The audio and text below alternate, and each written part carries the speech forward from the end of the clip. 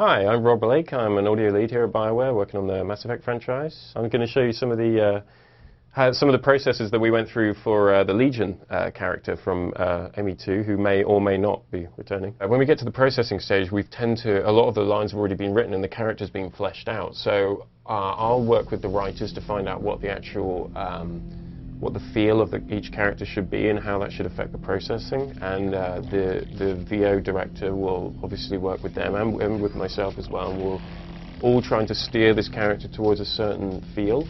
There will be certain changes in ME3 related to Legion and various events that have happened, and so we will be modifying stuff based around that. We do not intend physical harm to the creators at this time. This is the original Geth noise that we had used on ME1.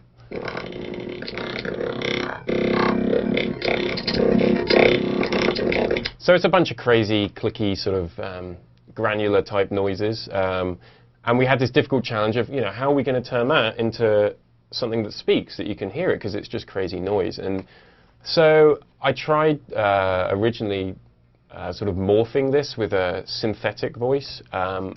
One of my functions is to analyze all Cerberus personnel files to detect error. Yeah, I thought that sounded okay, but I didn't really know what it was going to sound like when we put it through actual VO. So we got a test file recorded. One of my functions is to analyze all Cerberus personnel files. And I tried the same process for that, and morphing it in with the original Geth noises to see what would come out on the other side. One of my functions is to analyze all Cerberus personnel files to detect.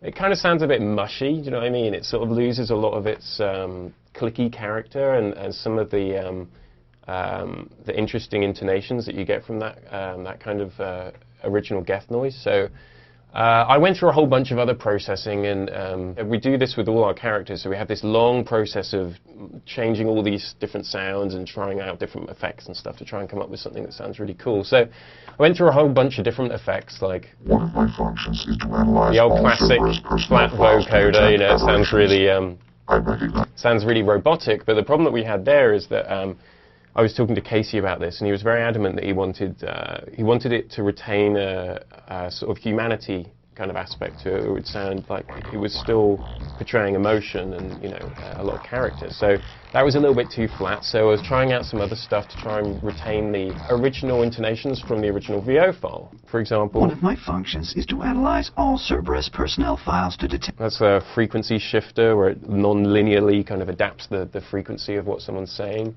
One of my functions is to analyze all Cerberus personnel files. And that's just a more standard vocoder that's tracking the original pitch of what someone's saying, and then it's modifying a synth file that it's sort of morphing in with it, kind of thing. And you can hear it starting to get a little bit more like Legion. What I liked about that one specifically was that it did retain the acting, if you will, like the intonation of the voice, and that's a large part of what we were trying to capture. However, as you can hear, it doesn't sound like the Geth noises. One of my functions is to analyze. As opposed to the original Geth noises. It doesn't have any of that clicky character, It was close, but didn't quite get there, and we ended up with... One of my functions is to analyze all Cerberus personnel files. Which has the clickiness, but also has this sort of intonation still. Impossible suggests she never succeeds. Perhaps she would appreciate our cause. It is merely improbable. And this is some of the VO here. This is the final processed version that we're using for ME3. This area houses data pertaining to the initial Geth creator conflict.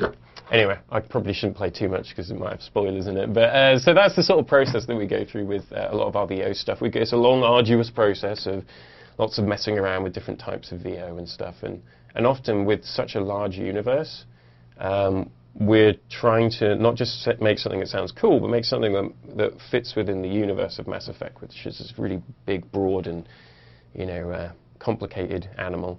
And it's quite a lot of fun to work with.